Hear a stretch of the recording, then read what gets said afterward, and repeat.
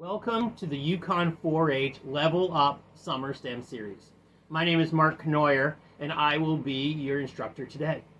Today we are going to talk about game design by playing a game of Ultimate Go Fish.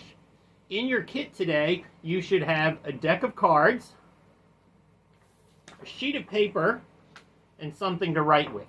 That's all we need for today's activity. We are going to focus on game design. And the way we're going to do that is by using the software design process. This is what game developers that build video games and apps that you play on your smartphone use to develop these applications. The way it works is by testing and trying new rules, we can change how a game works.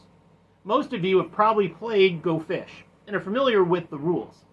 We're going to play a couple of rounds of Go Fish, but then we're going to change some of the rules by using if-then conditional statements. I'll explain how that works in just a minute.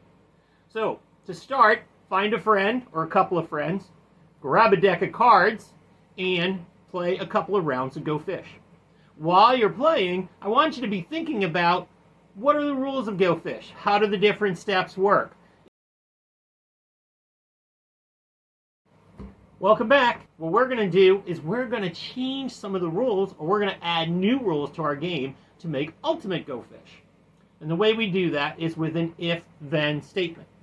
So on your paper, I want you to write the word if. After that, I want you to make up a new rule. For example, if somebody picks the number 5, or if somebody picks a card that happens to be a heart, then they have to do something. So, if somebody picks a heart card, they have to touch their nose. Very simple. I want you to think about some of those things that you can add to your game to make it more interesting and to kind of change it up a little bit.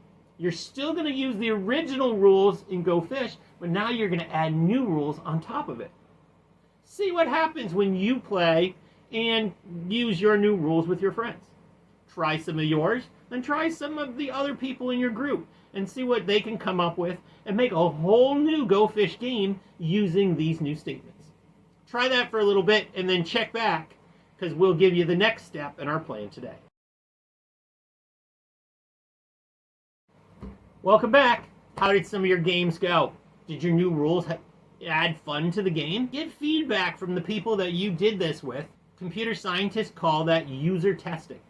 Whenever they're designing a new game or a new app, they test it to see what works well, what doesn't, what needs to be changed, and what needs to be improved. This is all part of the process, and this could very easily be part of your game. Next, what I want you to do is think about some other games, other card games such as Rummy, or Crazy Eights, or any other game that you can play with a deck of cards. There's lots and lots of them out there. And think about how there are similarities and differences between different games. Take some of those games and create more new rules to expand your game knowledge. Continue to develop. Ultimately, what you want to do is take a deck of cards and create your own brand new game using your own rules with those if-then conditional statements that we talked about earlier.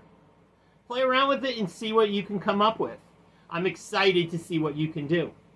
Once you've done that, another idea is to try other games, whether it's a board game, or try rock, paper, scissors ultimate game, or whatever you might come up with. Be creative, have fun, and we're excited to hear what you come up with in your game design.